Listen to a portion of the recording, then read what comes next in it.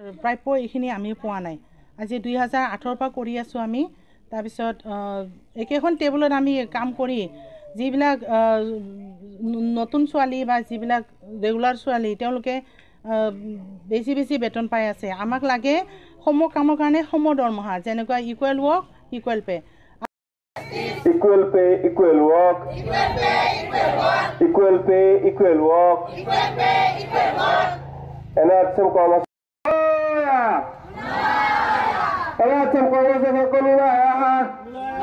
Asam Bukos yang tersebut itu kesegunnya. Tim kesehatan mendo Kucuka Blok Health Primary Health Center le mendo jahat nage place urban ko mina kat ko nonda jahat nage amotle sleri nyitebi te Asam Sarkar bain nyele kan tako.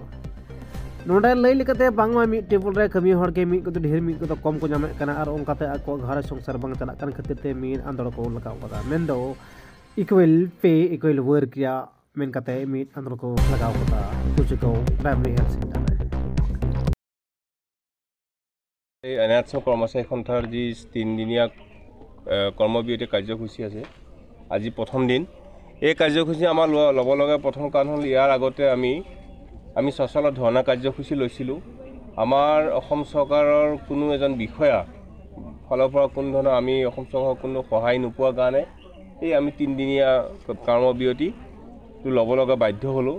আমাৰ কোনো ইচ্ছা নাছিলে আমি ৰাইজক সেৱা বাদ দি আমি এনেকৈ ধৰ্ণাত বহিম বুলি।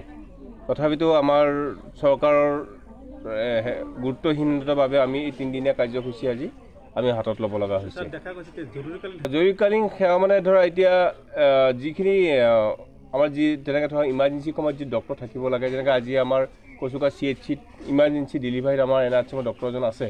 এনেকুৱা নহয় যে আমি সেই ছাৰ্ভিচটো বন্ধ কৰা নাই, কিন্তু আমাৰ যিখিনি ধৰ ৰেগুলাৰ ছাৰ্ভিচ যিখিনি কাম, যেনেকৈ ধৰা আমাৰ ভেকচিনেশ্যনৰ পৰা আৰম্ভ কৰি যিবোৰ কাম ৰেগুলেশ্যন, যিবোৰ কাম অফিচিয়েল কাম ৱৰ্ক, সেইবোৰ আমাৰ আজি ইমাৰ্জেঞ্চি ছাৰ্ভিচত আমাৰ NHM কৰ্মচাৰীসকল লাগি আছে। এতিয়া এইটো বিশেষকৈ মই আপোনালোকক এতিয়া একো বিশেষকৈ ক'ব নোৱাৰিম। এইটো আমাৰ সংগঠন আছে, সংগঠনৰ নেতৃত্ববৰ্গ বহিব, তেওঁলোকে যি ডিচিশ্যন ল'ব সেই ডিচিশ্যন আমাৰ সকলো কৰ্মচাৰীয়ে মানি ল'ব। প্ৰাপ্য এইখিনি আমি পোৱা নাই। আজি 2008 পৰা কৰি আছোঁ আমি। তাৰপিছত একেখন টেবুলত আমি কাম কৰি যিবিলাক নতুন ছোৱালী বা যিবিলাক ৰেগুলাৰ ছোৱালী তেওঁলোকে বেছি বেছি বেতন পাই আছে। আমাক লাগে সম কামৰ কাৰণে সম দৰমহা, যেনেকুৱা ইকুৱেল ৱৰ্ক ইকুৱেল পে'। আৰু ৰেগুলাৰৰ যিখিনি সুবিধা হৈছে আমাক সেইখিনি লাগিব। এতিয়া আমি 7 পে' কমিশ্যন আমাক লাগিব, আৰু তেওঁলোকে ৰেগুলাৰবিলাকে যিখিনি সুবিধা পাইছে আমাৰতো একেবাৰে দিয়াই নাই। কেনেকুৱা আমি ফেমিলি চলাব পৰা নাই, আমি ঘৰ সংসাৰ চলাব পৰা নাই, ল'ৰা ছোৱালী স্কুলত পঢ়াব, আমি ভাল স্কুলত পঢ়াব পৰা নাই। ইয়াতকৈ আমাৰ এছ'চিয়েশ্যন আছে, তেওঁ ভালকৈ আমি আলোচনা কৰিম। ইয়াতকৈ যিখিনি ব্যৱস্থা আমি কৰিব লাগে এইখিনি আমি আৰু ব্যৱস্থা কৰিম বুলি ভাবিছোঁ। আৰু 3 দিনৰ কাৰ্যসূচী আৰম্ভ কৰিছোঁ আজি 4 তাৰিখৰ পৰা 6 তাৰিখলৈ। কাৰণ চমৰ কাৰণে আমি 3 দিন কৰ্মবিৰোধীৰ কাৰণে আমি ইয়াত উপস্থিত হৈছোঁ। আমাৰ কিছুমান দাবী আছে, সেই দাবীৰ পূৰ্বে আমি ইয়াত সকলোৱে আহিছোঁ।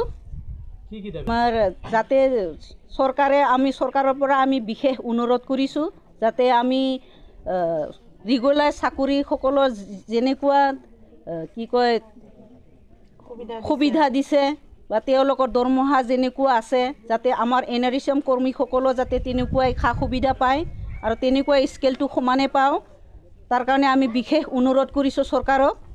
আৰু লগতে আমাৰ যিসকল কৰ্মীসকল বহুত NMO আছে, CHO সকল আছে, লগতে বিভিন্ন টেকনিকেল ছাৰসকল আছে, তেওঁলোকৰো যাতে তেনেকুৱাই যাতে ইকুৱেল পে' হয়, এইটোৱেই আমাৰ বিশেষ অনুৰোধ। এইটোৰ কাৰণে আমি 3 দিনীয়া কৰ্মবিৰোধীৰ কাৰণে আমি ইয়াত একগোট খাইছোঁ। যদি আমাক এই সঁহাৰি নজনায় তেতিয়াহ'লে আমি কিবা এটা ব্যৱস্থা কৰিম আগলৈ।